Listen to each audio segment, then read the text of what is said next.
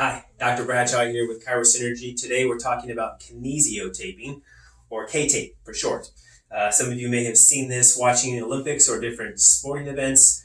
It is tape placed onto the skin, and it looks like different stripes and different shapes and forms around the body. It is designed to reduce inflammation.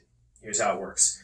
So when you're taking kinesiotape and you're taping it on the skin around an injured area, it helps lift the skin microscopically. So I'm going to show you an example, but this is an exaggeration. If this is my skin and this is the injured tissue beneath the skin, the K-tape helps elevate that skin to provide better blood flow through that area. So when you have an injury, there's a lot of swelling and things get kind of bogged up in there. So as you open up that space, the body can easier push blood flow through there, thereby getting the cells to the area to help it heal and pushing out the injured area, the injured junk, to help it heal better as well. So that's how the K-tape works in a nutshell.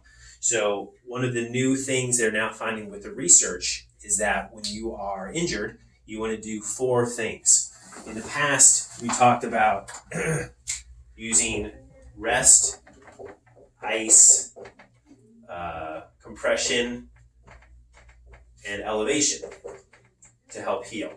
That's something probably many of you have heard when you've had injuries in the past. This is actually not as accurate or as thorough as using a different acronym, which is MELT.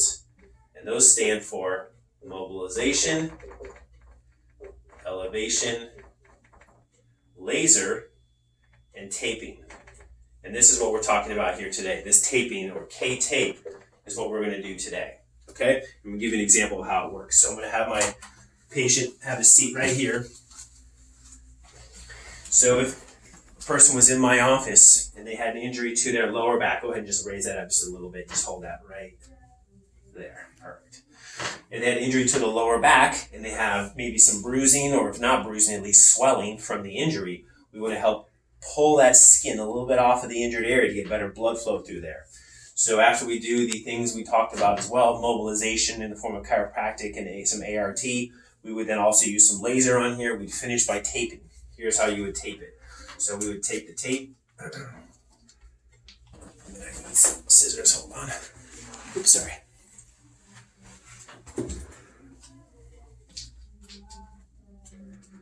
And so what we're going to do is we're going to get the tape onto the low back. And we're going to pull that. Some stretch on there. And the person who's having this done, it'll feel like there's an actual stretching of the skin. It's not painful. It just feels like it's a good stretching to an area that needs to be stretched out. So once we get that on there, you got one on the right. Take the other side.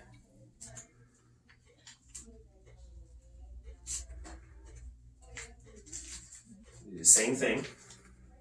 Get that on their lower back. There you go. Pull that tight. We put that on the skin, pull it up on the other side of the low back,